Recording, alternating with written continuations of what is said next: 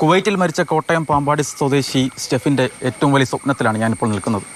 ഈ പിന്നിൽ കാണുന്ന വീട് എന്നത് സ്റ്റെഫിൻ്റെ കഴിഞ്ഞ ഒരു 5-6 കൊല്ലത്തെ ഏറ്റവും വലിയ ആഗ്രഹങ്ങളിലൊന്നായിരുന്നു.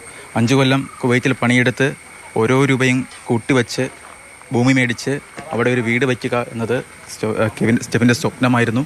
ഓരോ തവണ വീട്ടിലെത്തപ്പോഴും ഏറ്റവും വലിയ ആഗ്രഹമെന്ന് പറയുന്നത് വാടക വീട്ടിൽ നിന്ന് സ്വന്തമായൊരു വീട്ടിലേക്ക് മാറുക എന്നത് തന്നെയായിരുന്നു. അങ്ങനെയാണ് കഴിഞ്ഞ വർഷം ഇത്തരത്തിലൊരു ഭൂമി വാങ്ങുന്നതും ഇവിടെ ഒരു വീട് വയ്ക്കുന്നതും. അടുത്ത മാസം നാട്ടിൽ വരാനിരിക്കുന്ന സമയത്ത് വീടിൻ്റെ പാലുകാച്ച് ഉൾപ്പെടെയുള്ള ചടങ്ങുകളിലേക്ക് കടക്കണം.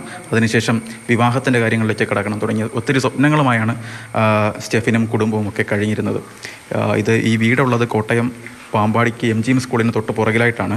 സ്വന്തമായൊരു വീട് വയ്ക്കുക, അവിടെ താമസിക്കുന്നത് ആരെ സംബന്ധിച്ച് ഏറ്റവും വലിയ സ്വപ്നങ്ങളിലൊന്നാണ്. അത്തരത്തിലൊരു സ്വപ്നത്തിലേക്ക് നടന്നടുക്കുന്നതിനിടയിലാണ് സ്റ്റെഫിനെ മരണം കൊണ്ടുപോകുന്നത്.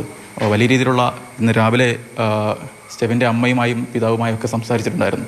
അവർ പറയുന്നതും അവരുടെ ഏറ്റവും വലിയ ആഗ്രഹമെന്ന് പറയുന്നത്, സ്റ്റെഫിൻ്റെ ഏറ്റവും വലിയ ആഗ്രഹമെന്ന് പറയുന്നത് വാടക വീട്ടിൽ നിന്ന് സ്വന്തമായൊരു വീട്ടിലേക്ക് മാറുക എന്നല്ല. അത്തരത്തിൽ വലിയൊരു സ്വപ്നത്തിലേക്ക് നടന്നെടുക്കുകയായിരുന്നു ആ കുടുംബം എന്ന് പറയേണ്ടി വരും. അതിൻ്റെ ഇടയിലാണ് മരണം സംഭവിക്കുന്നത്.